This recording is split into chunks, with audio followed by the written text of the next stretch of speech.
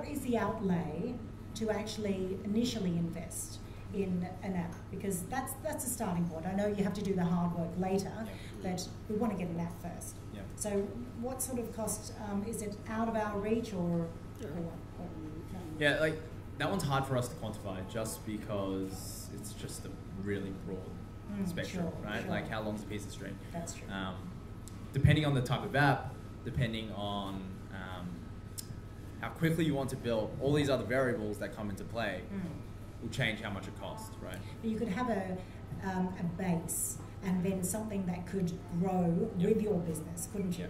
So I guess you could be the partners, the app partners, so that you set up something, but knowing and understanding the business strategy that the company wants to go head in, and then allow for that to be added on later. Yeah, absolutely. So that's what we call the MVP, which essentially stands for minimum viable product.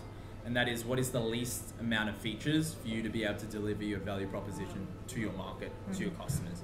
And that's generally speaking what people in startups build out first because it's the cheapest. It has the least number of features, you can build it the fastest. You go out, you put that in the market, you get the feedback, and you start to test based on that feedback, right? So if you have a hunch that X feature will really work, you put it in the market, no one responds to it, then you take it out and you add something else, right?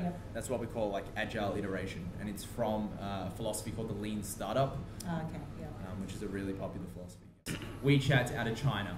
They have 650 million users, right? Like that's second to WhatsApp. 650 million users compared to 20 million people in Australia. That's like an astronomical size, right?